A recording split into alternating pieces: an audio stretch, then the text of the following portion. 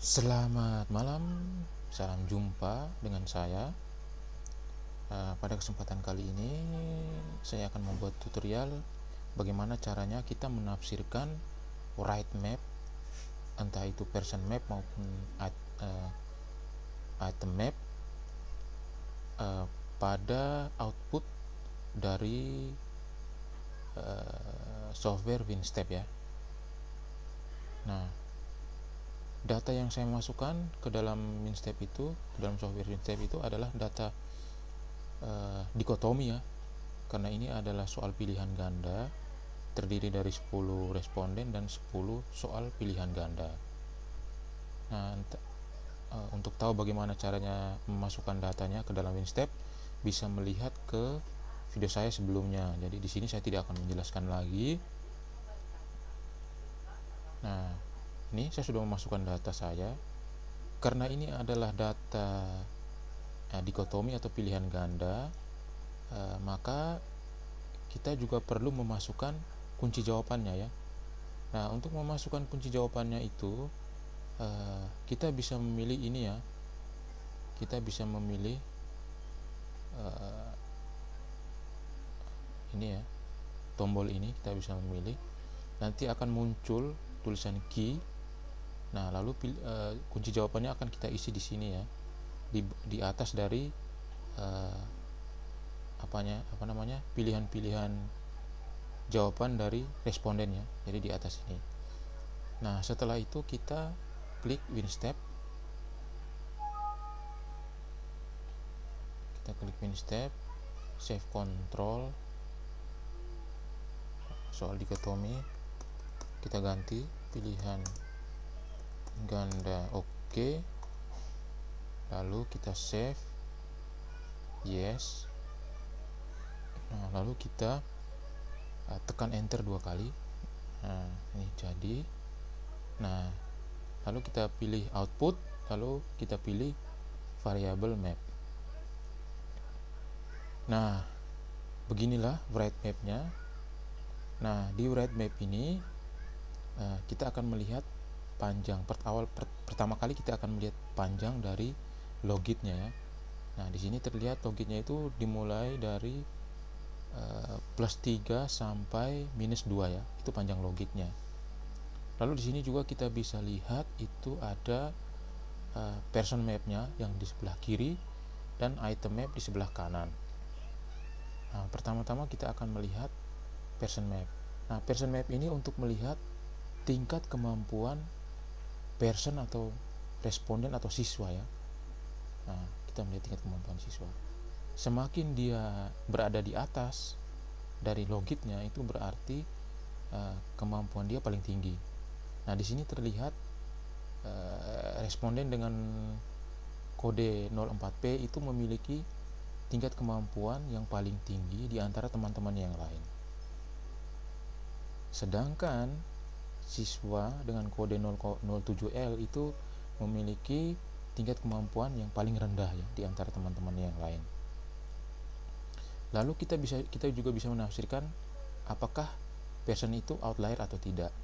Nah, outlier atau tidak itu kita bisa melihat dari di manakah posisi dia, apakah dia di atas T. Untuk yang kemampuan tinggi itu apakah dia di atas T atau di bawah T. Nah, kalau dia di atas T berarti dia termasuk outlier. Tapi kalau dia di bawah T berarti dia tidak termasuk outlier ya.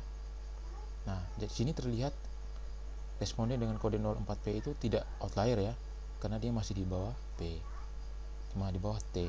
Begitu juga siswa dengan kemampuan paling rendah itu kalau dia di bawah dari T berarti dia termasuk outlier. Tapi kalau dia masih di atas dari T berarti dia tidak termasuk outlier.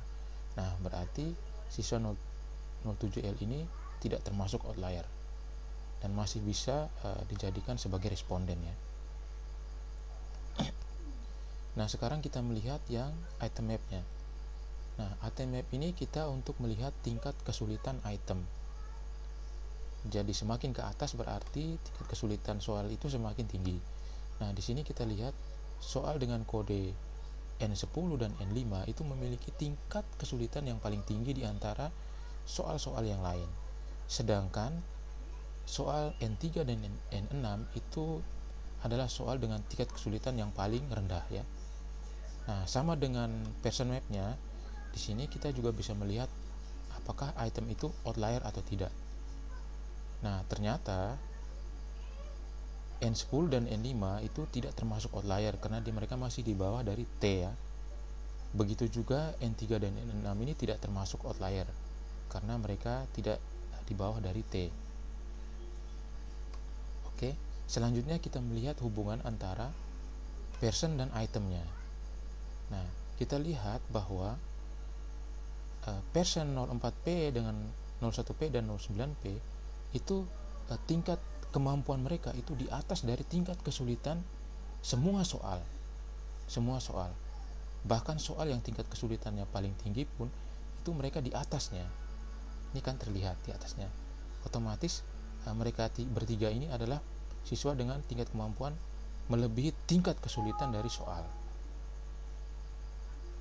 Nah,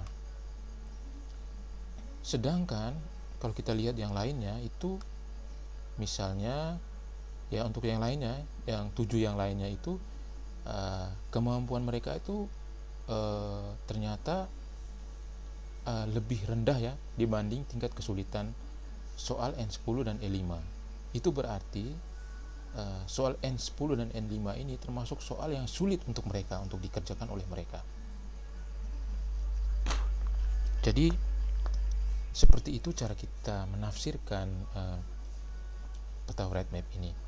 Nah, di peta ini juga kita bisa memprediksi apakah siswa itu saling nyontek atau tidak ya.